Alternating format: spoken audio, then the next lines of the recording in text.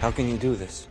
Hey guys, how's it going, and welcome to another Top 10. Today we're going to go over one of my favorite characters of all time, Anakin Skywalker, the Chosen One. Now, Anakin's got tons of information, canon and legends out there, so you can imagine really this list could be, a top 1,000 facts about Anakin, but I'm just going to keep it short, and I'm going to keep only 10 here, and I'm just going to pick some random cool things, so I could even make a part 2 of this.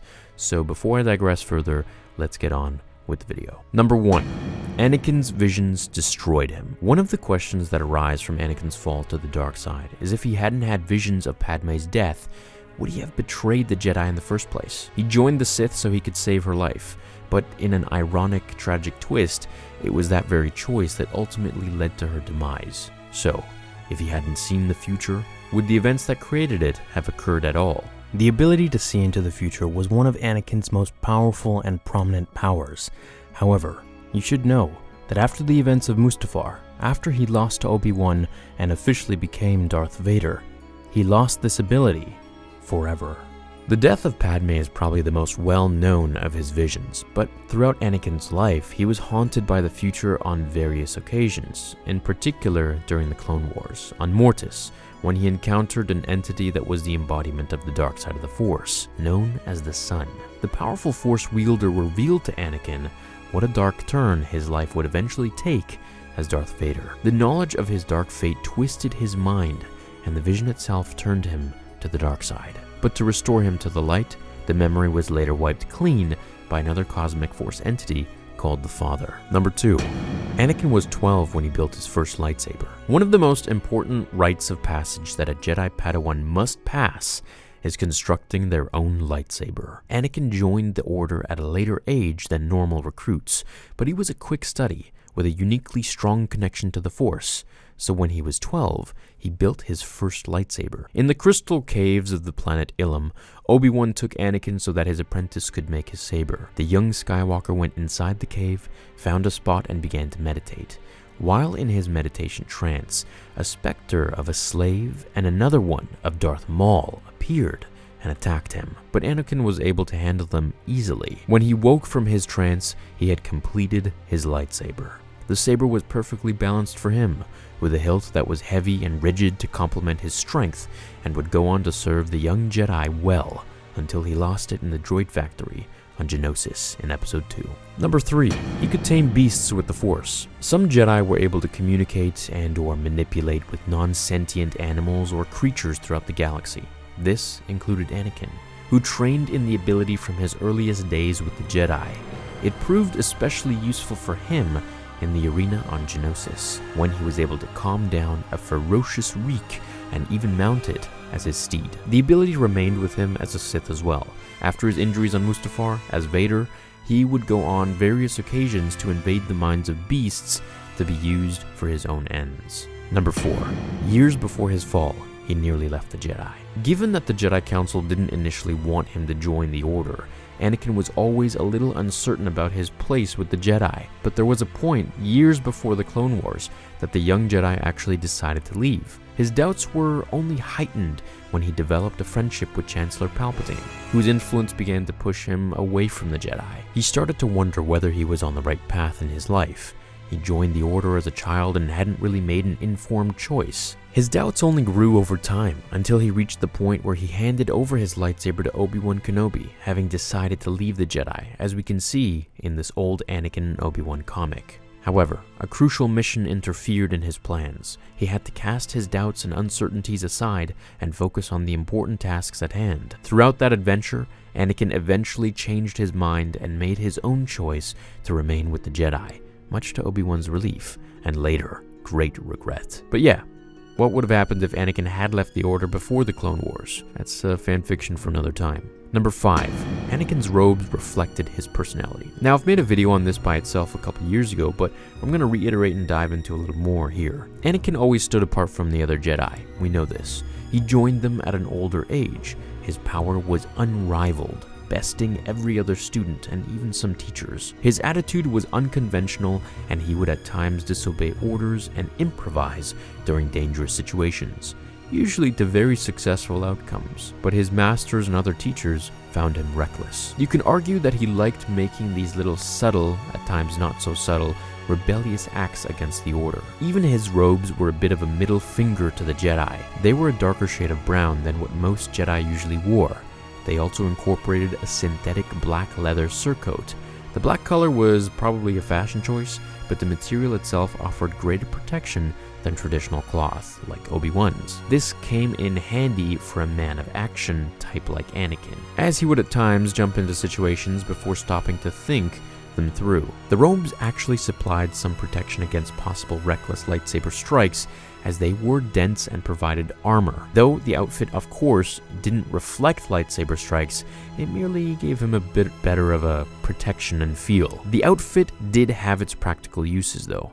The Jedi were still a bit concerned with the obvious rebellious choices Anakin had made in the aesthetics of his robes. Concerns that, as it turned out, they should have taken more seriously. Number 6. Inspiration.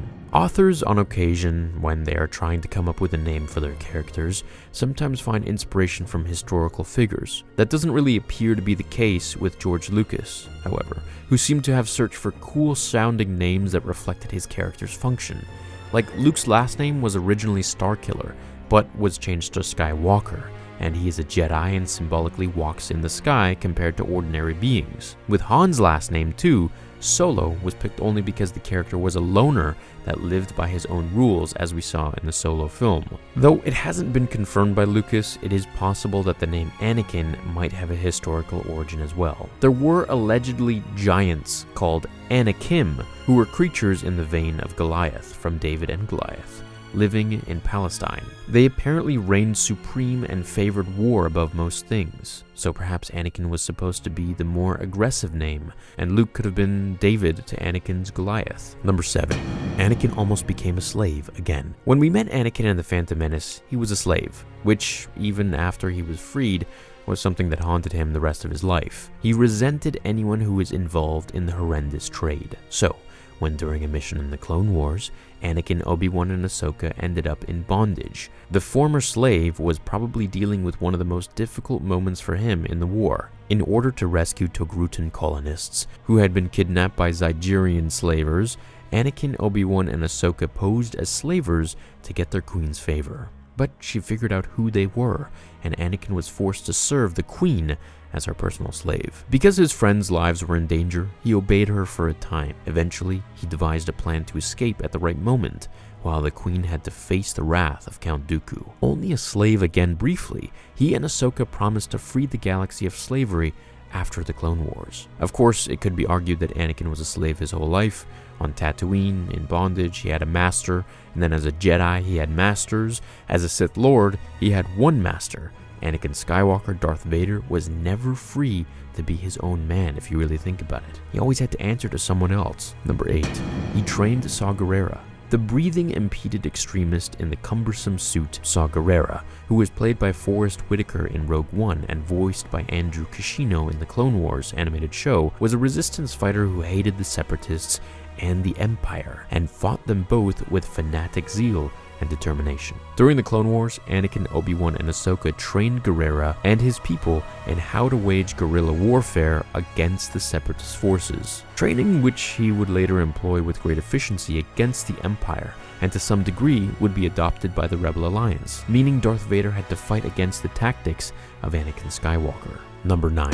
How he got the first scar on his face. Between Attack of the Clones and Episode 3, Revenge of the Sith, Anakin grew out his hair, grew out exponentially in power and ability, and suddenly had a mysteriously cool-looking scar over his right eye. How did he get it? Well, in Legends, at least, Anakin was on Coruscant, in the lower levels listening to a recording Padme had left for him, when he was suddenly attacked by Count Dooku's deadly apprentice, Asajj Ventress. She managed to taunt and antagonize the Jedi enough that his temper left him momentarily open for her to carve the scar into his face with one of her lightsabers. But she soon enough withdrew from the duel, as she knew she couldn't beat him, though she didn't let on. Instead, she left with the boast that she could have ended him whenever she wanted.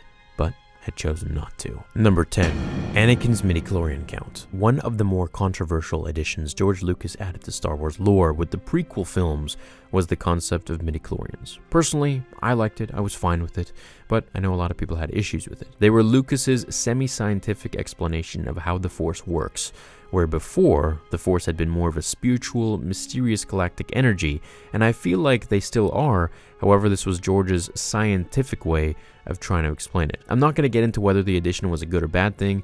Either way, they're canon. A Force sensitive can sense the strength of the Force in other beings, but to understand their potential, a count of their midichlorians is made. If the Jedi lived in a video game, you can say that the midichlorians are a type of stat level, with Anakin Skywalker having the highest number of any Force user in the history of the Jedi. His count was over 20,000, with even some sources citing it at over 27,000. What he could have become at full potential remains unknown, but it's clear he would have become something incredible, as even with a crippled, burnt body, he had no equals. I hope you guys enjoyed this random 10 facts video about Anakin. If you'd like for me to do another one with some other 10 facts, or maybe even, 10 top powers that Anakin has in Legends and canon as well, just let me know in the comments below, and I'd be happy to do that for you. Hope you enjoyed this video. I'll see you in the next one, and until then, remember, the Force will be with you, always.